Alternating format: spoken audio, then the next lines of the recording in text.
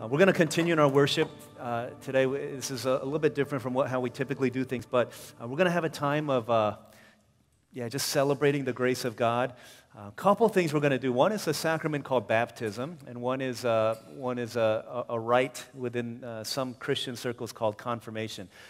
Within the Reformed and Presbyterian circles, when a child is born, right, the children of believing parents, and this goes through the covenantal tradition of the Old Testament, a child is baptized not in a saving way, but a child is baptized as a way of saying they're part of the covenant community. In the same way that circumcision in the Old Testament marked set aside a child to be part of the covenant community, but still salvation by faith alone.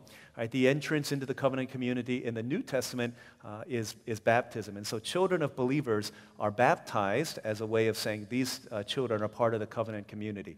When they come to a point in age where they're able to make their own profession of faith, they'll do so in front of the congregation. That's called confirmation. So today we're going to hear the confirmation of faith from two of our brothers who are high school sophomores, Stephen Cho and Kobe Park. And then we're gonna hear the testimony of a sister named Chow Fan, who will then be baptized afterwards. Baptism, again, is a sign of God's covenant grace over their lives and their entrance into the covenant community. So we're going to first have Chow come, and she's going to share her testimony before they do their baptism and confirmation vows. So can we give Chow a big round of applause as she comes to share with us?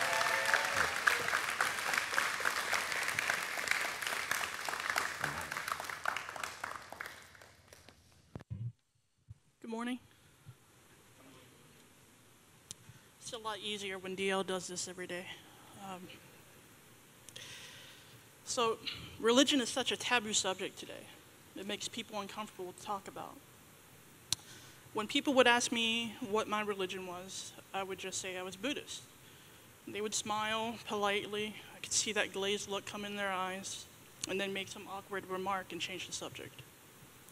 They didn't really know what it meant to be a Buddhist, and if I were honest with myself then, I didn't really know either.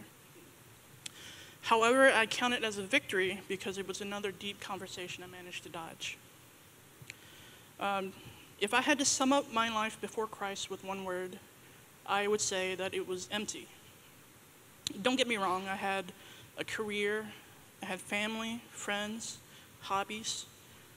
During the week, I'd go to work, come home, spend a few hours gaming and reading, and go to bed. I might go to dinner with some friends or catch a movie on the weekends, but at the end of the day, I'd come home to an empty house, log in, and forget everything I hated about myself for a few hours. A lot of people throw that phrase around, I hate my life.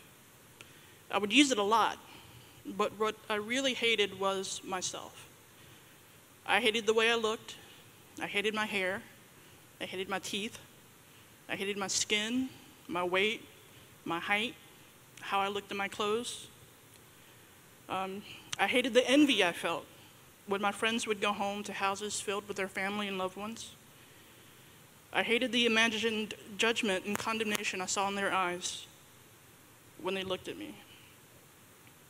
I hated that I couldn't form deep relationships. How could I love others? How could they love me when I didn't love myself? I didn't take criticism very well, at all. At best, I'd ignore it. At worst, I'd lash out at whoever was trying to give me advice. After all, they weren't really telling me anything I didn't already know. Instead of hearing the ways that they were showing me about how to improve my life, I only heard about my failures. I've been my own worst critic my entire life, always comparing myself to others. My grades were good, but they weren't the best.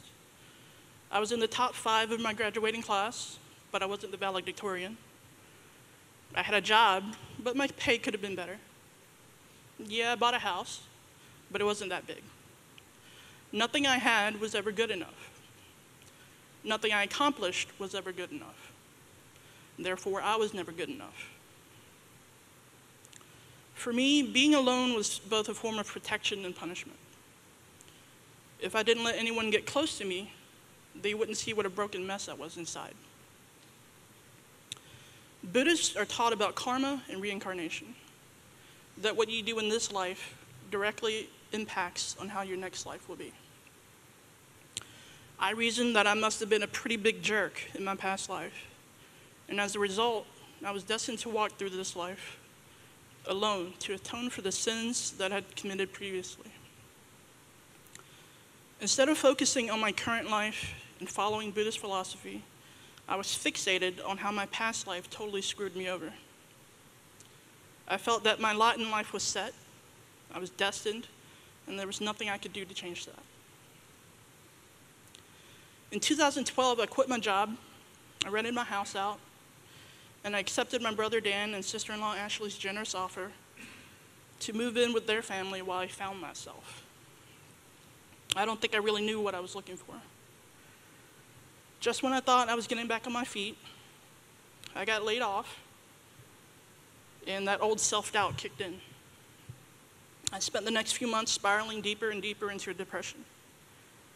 I applied to what felt like hundreds of jobs, which just led to rejection after rejection after rejection.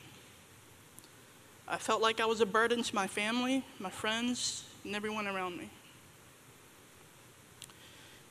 Even when I eventually found a job back in North Carolina, there was a nagging voice in the back of my head telling me that I wasn't good enough to be working there, that they would figure out soon that they'd hired the wrong person. So when the opportunity came to move to Orlando for my current position, I jumped at the chance.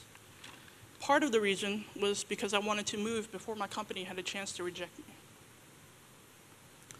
My first few months here in Orlando, I went to work and came home. Ashley asked me to go to church a few times, but I think she was hesitant to push too hard and scare me away completely. When Dan and Ashley hosted their house church once, I remember being a bit overwhelmed at all the new faces, all the new names, all those kids running around. There were a lot of kids, guys. I didn't really understand what a house church was and what it was for. When they spoke of their week and their prayer requests, and then asked me for mine, I think I managed to mumble out, "I'm good, thanks." After having been in Orlando for nearly a year, I hadn't really made any friends or personal relationships outside of work and family. I got homesick.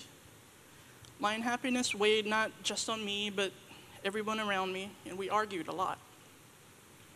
I began to believe that no one cared, and that everyone would be better off if I would just die. That way, at least, I would no longer be a burden. The fact that I was having thoughts of taking my own life was a big reality check for me. I realized that I needed to go out, listen to my family, and go out and connect with people, form relationships. I agreed to go to Yodan House Church just to get out of the house and meet people.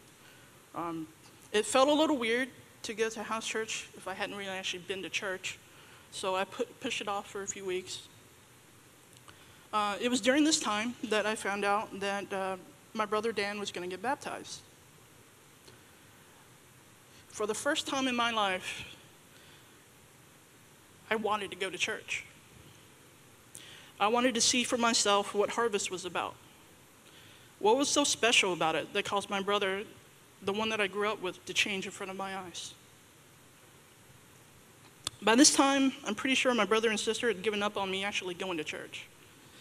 We've had many harvesters come over for dinner. Each and every one of them invited me to come to church. I'd smile, make my excuses. She kept putting it off. I think I knew that in my heart I wasn't quite ready to embark on that journey yet. However, the weekend of Easter service, we invited Sarah Jane to spend the evening at our house. That night we sat and talked about everything and nothing, but I found myself drawn in by her faith and trust in Jesus. I don't think I've ever met anyone as enthusiastic about God in the church, and it was contagious.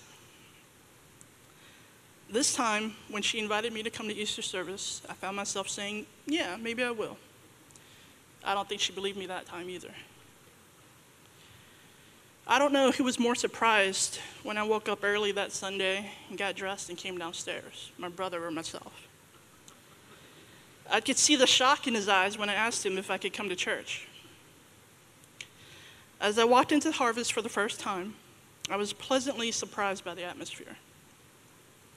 Everyone was smiling and inviting. People were genuinely happy to see me.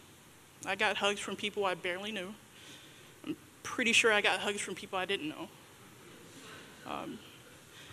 And that day, my brother proceeded to do what he'd done a few times throughout my childhood. He made me cry. Rather, his testimony had the first few rows in tears. The following Sunday, Pastor DL began his series about rebuilding. Sermon after sermon, he seemed to speak directly to me.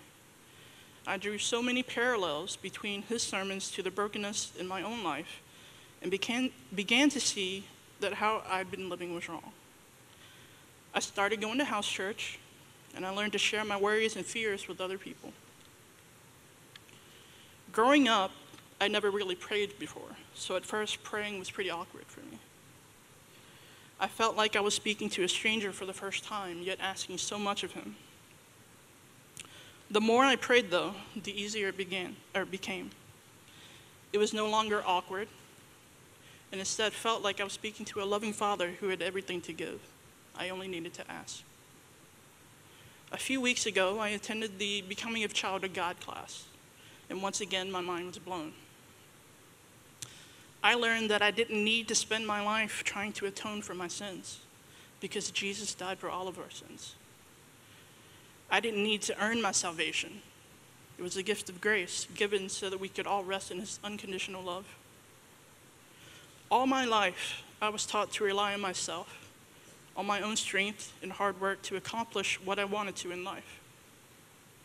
I know now that my strength hasn't been enough and would never be enough, and that I needed to shift my focus from trusting only in myself to trusting in Jesus.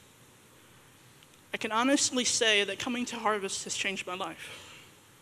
I'm more open with people, and I'm allowing them to get to know me instead of keeping them at arm's length. I no longer see judgment in everyone's eyes, but acceptance.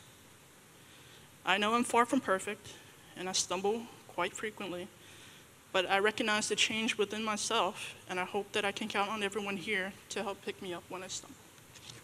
Thank you.